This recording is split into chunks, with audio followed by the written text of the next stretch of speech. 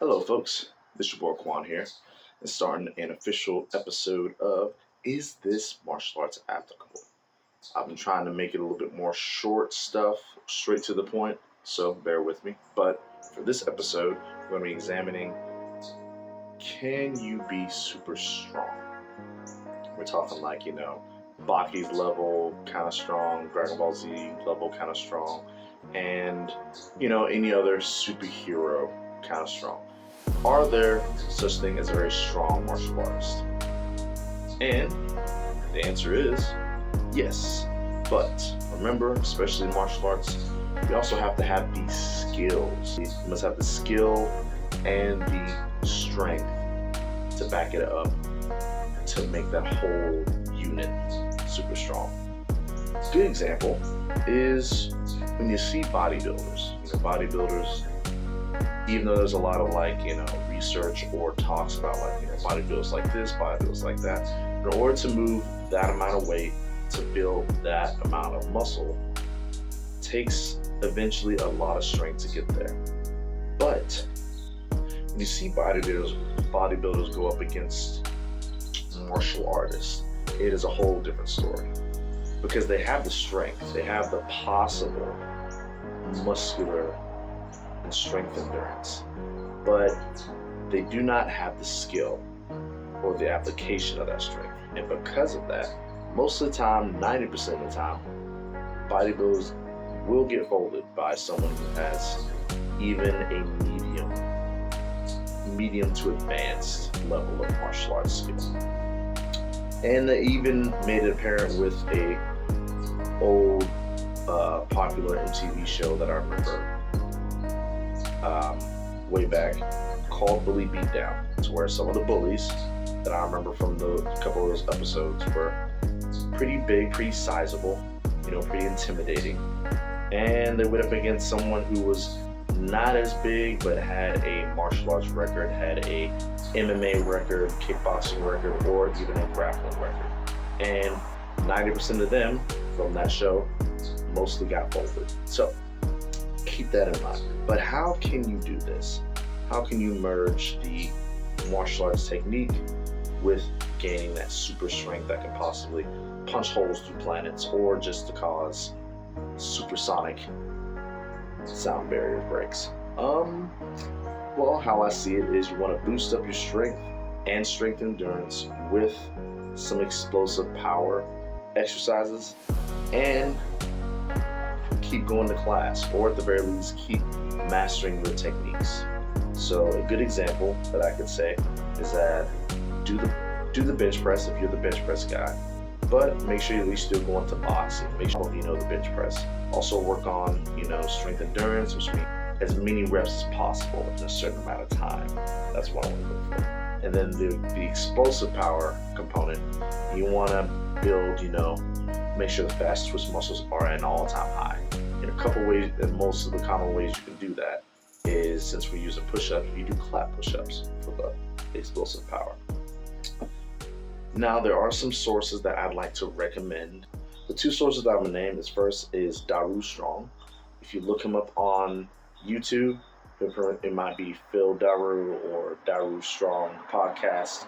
Anything that involves that part, because he's not only went through the ringer as a martial artist, MMA artist, but he's also fitness sector, and has applied the same techniques he's been doing with some of his fighters and himself that made him very strong, very capable fighter. Another YouTube source that I want to recommend is one of my favorites, shout out to him as well, is The Pioneer. He makes a lot of content that kind of mixes in some nerdy or fantasy-like topics that with also some fitness topics and stuff. It's all about, pretty much, as he mentions, performance. I'd even give a special shout out to one of the videos that you might want to look into, which is so look at The Pioneer, and if you're interested, look at the video, power to weight ratio. He explains it very in detailed about what you need to be doing to get a good power to weight ratio. And he even uses an analogy to where it's like, well, if you want a power to weight ratio, you want to be able to A, move like a grasshopper, which when you think about it, the grasshopper can jump real high, although it's this small, but be also able to lift like an ant, which we already heard or know about ants. Ants can lift multiple times their body weight. So it's that application of trying to be those two things at once. And he details a lot on how you can use those things. From what I remember, it mostly deals with isometrics and yeah, quasi-isometric exercises. Quote me on that. So now we're going to go through some examples of people who were made super strong and are martial artists. First one I made a video about way earlier is the Great Gamma. Great Gamma, as you may have known, to give pretty much cliff notes on him, he's one of the biggest wrestlers of all time during the